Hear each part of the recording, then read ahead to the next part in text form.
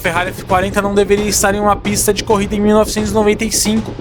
Ele nasceu para ser o ponto final de uma era, o último sim do Ferrari antes do silêncio. Em 87 ele era o ápice. Em 95 o mundo já conhecia a fibra de carbono e a eficiência aerodinâmica computacional. Ele deveria ser uma peça de museu. Mas o automobilismo não segue roteiros lógicos. Enquanto a Ferrari oficial se afundava em uma crise de identidade na Fórmula 1, o F40 foi arrastado de volta ao asfalto pela vontade de entusiastas, preparadores e uma necessidade visceral de provar que o DNA de Maranello não aceitava obsolescência. O que vimos no BPR Global GT Series foi uma luta de boxe entre um peso pesado da velha guarda, armado com turbos imensos, e um mestre de esgrima moderno vindo de Woking. Essa é a história da última carga de cavalaria da era analógica. O colapso do grupo C no início dos anos 90 deixou o Endurance como induzido. Protótipos espaciais tornaram-se caros, políticos e irrelevantes para o público. Foi nesse cenário de terra arrasada que Jürgen Blatt, Patrick Peter e Stephanie Hattel, o trio que dá nome ao BPR, tiveram a ideia radicalmente simples de trazer os carros que as pessoas realmente desejavam de volta às pistas. Eles não queriam naves espaciais, queriam GTs, mas para a Ferrari o momento era de caos interno. Com a morte do Commendatore em 1988 e a Fiat apertando os cintos, o departamento de corridas estava focado exclusivamente em tentar salvar a honra da Ferrari na Fórmula 1. O BPR, portanto, tornou-se o playground das equipes privadas, mas não eram amadoras. Nomes como Charles Pozzi e a Enia SRL sabiam que para vencer precisavam de algo mais do que a F40 de ruas com adesivos. Eles precisavam da Michelotto. E é aqui que a história muitas vezes se perde em nomenclaturas, mas a genealogia do F40 de pista é uma escada de agressividade técnica. Tudo começou com o Ferrari F40 LM, desenvolvido pela Michelotto ainda em 1989, para um IFS americano. Ele era a prova conceito, chassi reforçado, suspensão revista e o motor tipo F120B. Ele não era apenas um carro de rua aliviado, ele era uma reengenharia. À medida que o BPR ganhava tração, surgiram as unidades frequentemente chamadas de competizione, um termo que se tornou o guarda-chuva para os carros de clientes que evoluíam constantemente. Mas o ápice, o guerreiro final que enfrentou a invasão britânica em 1995 e 1996, foi o F40 GTE. O GTE era o F40 em sua forma mais destilada e perigosa. O motor V8 de 2.9 litros agora respirava através de turbinas IHI maiores e intercoolers Baird que ocupavam cada milímetro de espaço disponível. E a potência? Um número volátil. Em condições de classificação, sem restritores severos, ele podia flertar com uns 800 cavalos. Mas na realidade brutal do Endurance, o carro operava na faixa dos 660 a 720, dependendo do balance of performance e da preservação do bloco. Não era apenas sobre força, era sobre como essa força chegava. O turbo lag era uma entidade física. O piloto não acelerava na saída da curva, ele precisava antecipar a explosão de torque segundos antes em um jogo de xadrez com a inércia dos turbos. Em 1995, o paddock da BPR tornou-se o cenário de um dos contrastes mais fascinantes da história.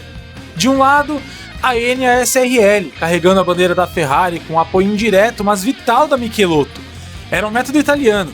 Paixão, ajuste fino baseado na sensibilidade do piloto e uma crença inabalável de que mais pressão de turbo resolveria qualquer problema aerodinâmico.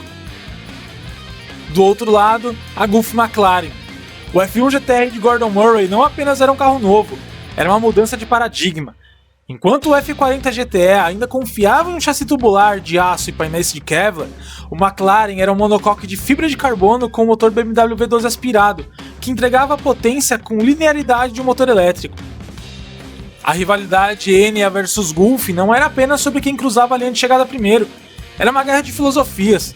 Os pilotos da Enia, como Luciano Delanotte e Anders Olofsson, lutavam contra um carro que queria matá-los a cada chicane, mas que nas retas de Monza ou Paul Ricard disparavam como um míssil balístico. Já os pilotos da Gulf operavam uma máquina de precisão cirúrgica. O F40 ainda era o rei da velocidade final, mas o McLaren era o mestre da constância. Onde o F40 destruía seus pneus traseiros em 10 voltas tentando domar o torque, o McLaren mantinha um ritmo constante. Mas dizer que o F40 foi humilhado pelo McLaren em 95 é um histórico comum.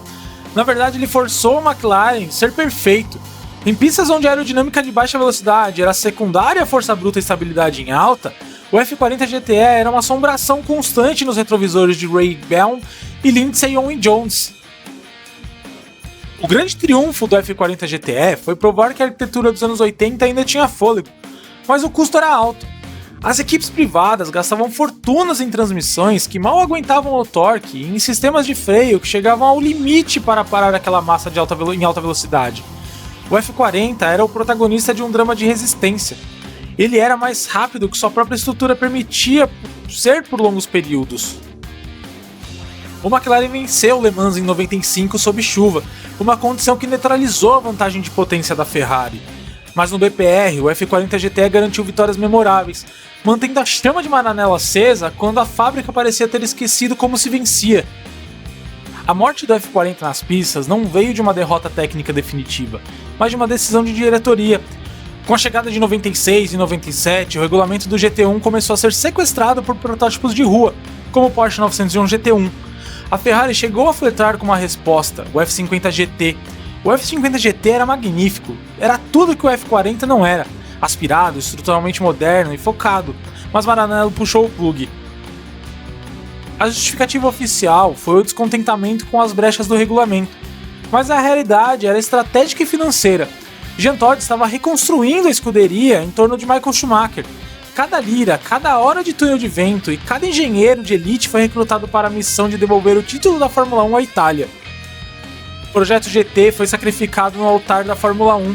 As equipes privadas que haviam mantido a Ferrari relevante no BPR viram-se abandonadas, com carros que não podiam mais evoluir. O F40 GTE tornou-se da noite para o dia um anacronismo glorioso. O Ferrari F40 GTE no BPR foi a última vez que vimos um carro de corrida da marca que parecia ter sido forjado, e não apenas montado. Ele representa o fim da era dos preparadores, onde a Michelotto poderia pegar um ícone de rua e transformá-lo em um pesadelo para as grandes fabricantes, através da engenhosidade e pressão de turbo. Hoje, quando olhamos para as luzes traseiras redondas de um F40 sumindo na névoa de uma pista, não vemos apenas um carro rápido, vemos a última resistência da era analógica.